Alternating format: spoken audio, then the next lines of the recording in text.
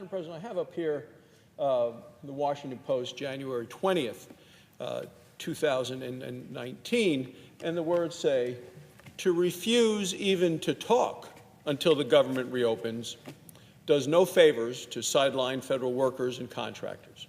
To refuse even to talk. Washington Post editorial, message to the Democrats. The Post says that Democrats should welcome the president's weekend offer and return to the negotiating table to end this partial government shutdown, which is now in its fifth week. Madam President, I agree. It is time to end this stalemate. It's time to talk, and it's time to vote. Now, the title of the editorial was "Make a Deal, Save the Dreamers." Make a deal. Divided government is often messy business. It's also serious business. It's what the American people have voted for, or what we've seen more often than not in this country. And there really are no winners and losers in this arena in terms of politically. What I worry about is for the American people. Nobody wins in terms of a shutdown. So our Senate will vote tomorrow on common sense compromise legislation to secure the border, reopen the government, as well as to address what I believe are key immigration issues for the country. We do have a national security and a humanitarian crisis at our southern border. President Trump has again requested $5.7 billion. Now, that's 1/1000th of the federal spending we do, and he's requested the money for a steel barrier system. Of the southern border's almost 2,000 miles, the physical barrier already protects about 650 miles.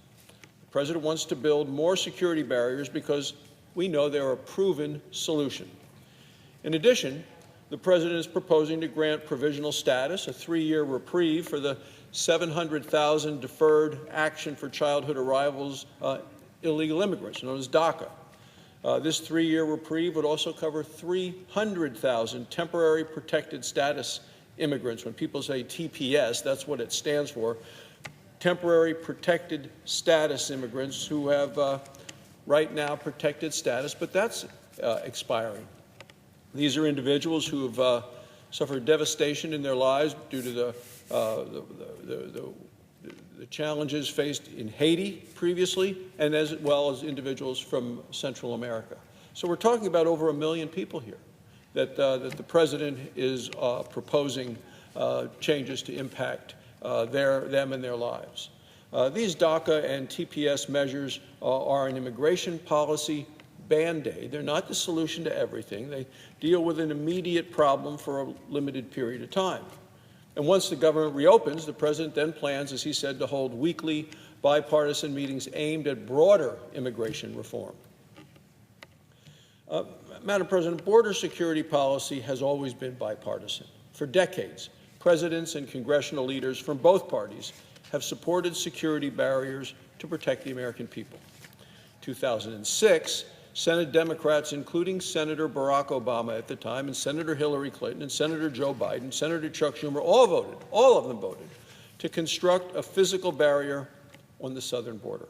In 2005, then Senator Obama said this. He said, "We simply cannot allow people to pour into the United States undetected," he said, "undocumented and unchecked." And then when Senator Obama became President Obama, he actually described the border situation as a crisis, but he failed to fix it. President Trump resolved to fix the decades-old problem. That's when Democratic leaders suddenly changed their tune and they withdrew support for securing the border, dug in their heels, prolonging the partial government shutdown. Even President Obama's last Border Patrol chief, Mark Morgan is his name, he supports President Trump's efforts.